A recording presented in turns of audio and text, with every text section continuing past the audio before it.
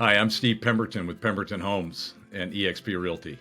Today I want to talk to you about a couple of different things. The first thing I want to talk to you about is the market itself in general.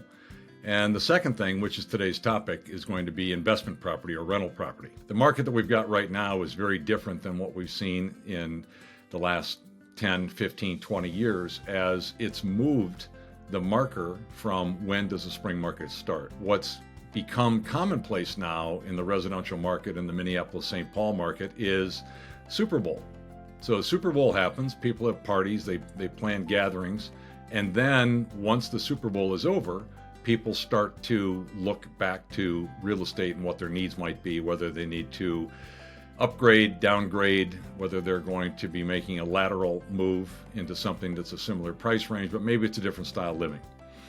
So that market's happening right now, and when I look at the activity in our office and what's been going on with our agents, it's become very, very busy. It's like a beehive. But that's just the first piece. The second piece that I wanted to talk to you about was investment real estate or rental property. What does it look like if you enter into the real estate market for investment grade real estate? When I look at rental real estate, I look at a minimum rate of return of 7 to 8%. That would be the bottom of what I would look at. And over a long period of time, that can make somebody very, very wealthy. So where do we start? We start with all sources of income. Now, if it's an apartment building, you may have multiple sources of income, things like coin-operated laundries and things of that nature, but we're not going to talk about that today.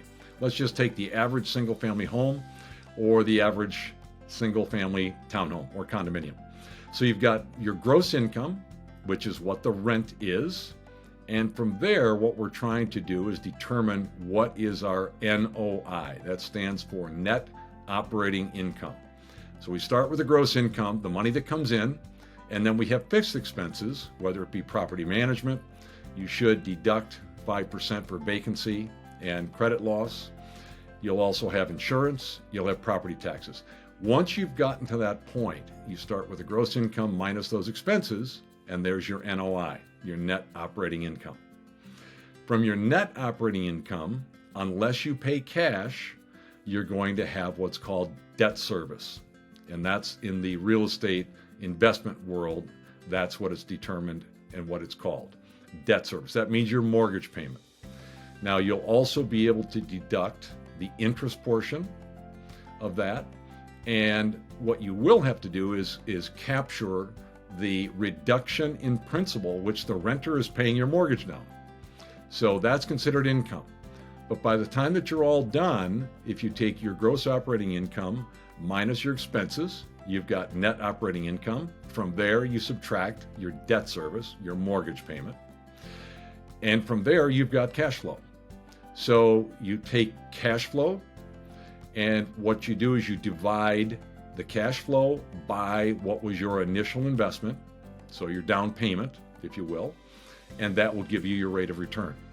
So in the end, your rate of return should be between 7 and 8%, and in many cases, it'll be considerably larger than that. If you have a return of even 10%, that means, and there's a formula through calculus, I don't want to make this complicated, but many of you have heard this term before. It's called the Rule of 72. The Rule of 72 means that it's a compounding method of your money. So if you made 10%, you divide 10% into 72, and your money will double every 7.2 years. So the interesting thing is the higher that number is, the faster your money multiplies. So I'm a huge believer in real estate in general. I'm a huge believer in investment real estate. In my opinion, there's no better investment long-term than that. You know, there's an old saying, don't hurry up and buy real estate, but buy real estate and wait. That means buy property and wait and watch what happens. The returns will be incredible over your lifetime. So I hope you've enjoyed the video today about investment real estate. I'm a huge believer. I myself personally prefer not to sell properties unless I can improve my position and leverage myself into better properties and bigger and greater returns. So I'm Steve Pemberton. If you ever have questions, you can call me at 612 386-8570, or you can reach me at steve@teampemberton.com. Hope you have a great day. Thanks for watching.